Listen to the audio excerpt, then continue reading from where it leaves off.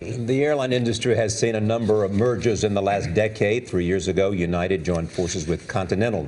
That created the world's biggest airline. They kept the United name. Jeff Smisek is the CEO. He's with us along with our travel editor, Peter Greenberg. Welcome. Good morning. Good to see you. So what do you believe is the possibility and the good possibility arising out of these airline mergers? Because we hear some complaints about them.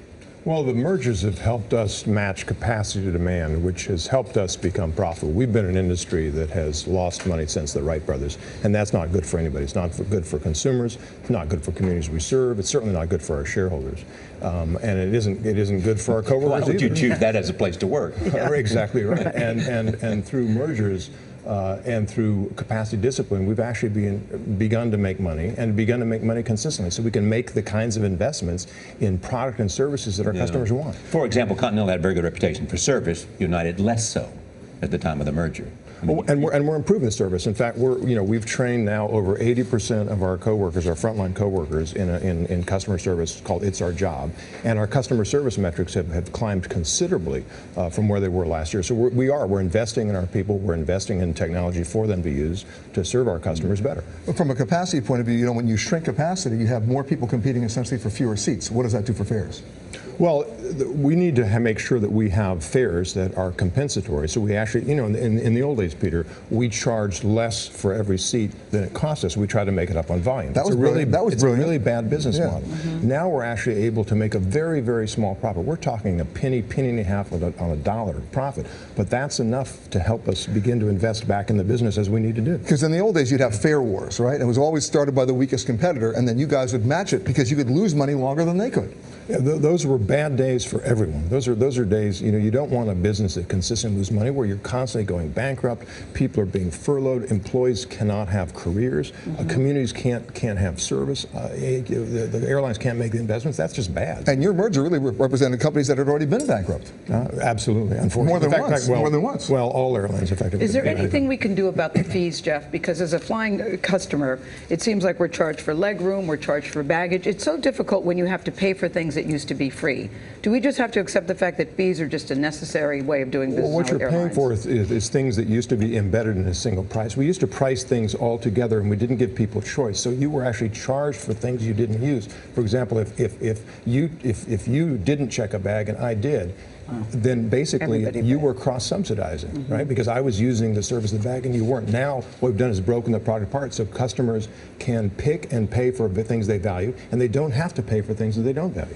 Peter has come here week after week after week and told us what was happening that we didn't know about as consumers. I mean, is there any push for more transparency about how things work with airlines? Well, I think transparency is a really good thing, and we're actually investing in a lot of technology at United to make sure that we can better inform the customer about things that are going wrong in the air traffic control system, delays, where the bags are. I mean, it's good. What we found is customers want more information, and we need to provide them better information because customers want control of their travel experience. Well, traditionally, the people who needed to know the most, your flight attendants and your gate operators, who had the most public contact, were the least to find out. They were the late, right? Because the systems were so poor, and the systems were so poor because the carriers were serially bankrupt and didn't invest in technology they needed. And then there's the Dreamliner. That's the question I had, because I'm wondering, Peter's been here several times talking about that Dreamliner.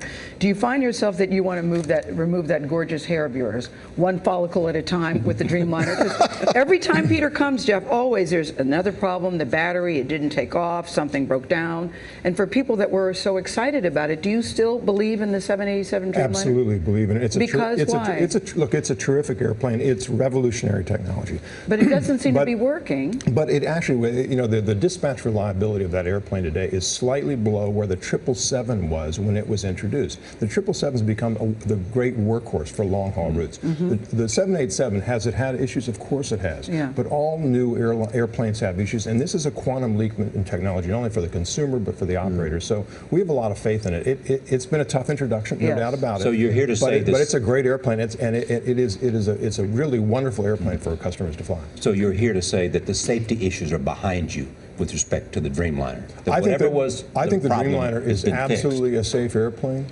It has had introductory issues, and certainly the battery issue was a real problem. But Boeing worked well with the FAA to fix that problem. All right, I got a question for you, though. It's a great airplane. And that is, when you buy a new car and the car breaks, it's under warranty, right? So are you making a claim against Boeing for a little compensation here? The airplane's under warranty, yes. Very nice.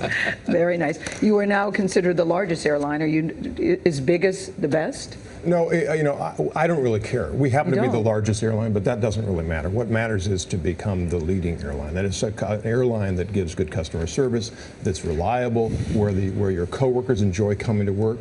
They trust each other. They trust management. They're respected. They're listened to, and that's the culture that we're developing at the new United. Do you expect to see more consolidation?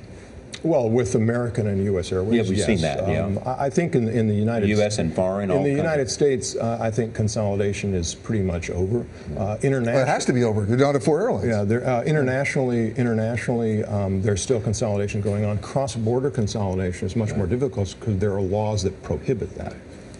Well, you know, when you take a look at the merger, the last merger to happen is going to be U.S. Air and American. And they argued when they went out and talked about the merger that they're only going to overlap on 12 routes. And then the Government Accountability Office said, well, wait a minute, it's actually going to affect about 1,500 different kinds of airfares in cities because of connecting fares. So as a competitor to this new merged airline, which will then become the biggest airline, right, are you worried about this merger?